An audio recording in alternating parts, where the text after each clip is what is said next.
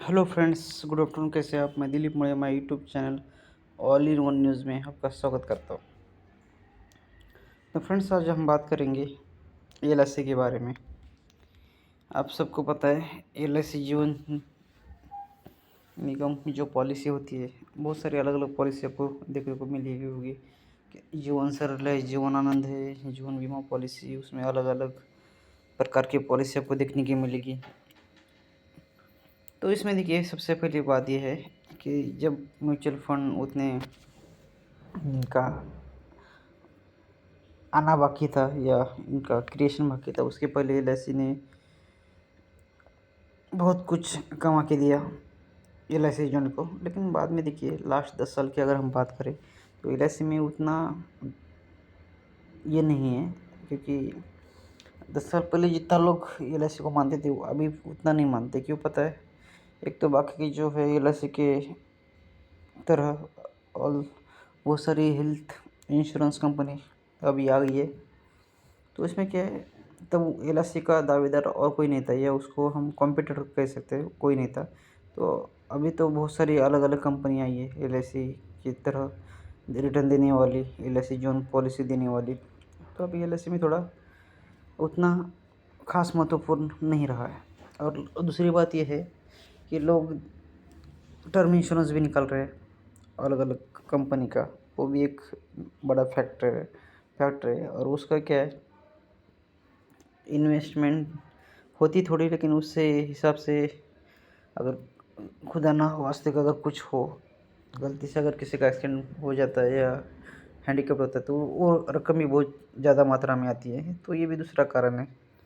तो लोग इसलिए थोड़ा एलआईसी के प्लान के बेहतर और ऑप्शन देखते हैं। और जो एलआईसी पॉलिसी बीमा धारक है, तो रिटर्न उतना नहीं आते। जैसे कि मैच्योरिटी किसी का 15 साल होगा, 16 साल होगा, 20 साल होगा, एज़ पर प्लान। वही लोग सोचते हैं कि ठीक है भाई, एक मैं टर्म इंश्योरेंस निकाल के बाकी का अगर मैं म्यूचुअल फंड में डाल दूँ तो 5 लाख, अगर मैं 15 साल के बाद मेरे को कम से कम 5 लाख का 20 लाख तो मिलेगा, या 15 लाख तो मिलेगा, 2-3 पट तो आराम से मिलता है। लेकिन जीवन बीमा पॉलिसी या एलआईसी में उतना नहीं मिलता है जितना रिटर्न मिलना चाहिए। ये भी थोड़ा इसका एक नुकसान ही है, ऐसा हम कहेंगे। तो इसलिए लोगों का थोड़ा इसके ऊपर का आकर्षण थोड़ा कम हुआ है, और इंटरेस्ट लोग इसलिए इसमें रुचि जो है बहुत कम दिखा रहा है। तो ये कुछ फैक्टर्स है। तो सरकार ने भी सोचना चाहिए थोड़े बहुत और आकर्षक इंटरेस्ट उसके ऊपर देना चाहिए। और उसके साथ ही उसमें जो जैसे कि अपना टेन्योर आपका कंप्लीट हो जाता है, तो उसके लिए कुछ खास हम जो कहते हैं, तो उसके लिए भी ये जो भी आवेदक है उसके लिए वो अप्लीकेबल रहते हैं।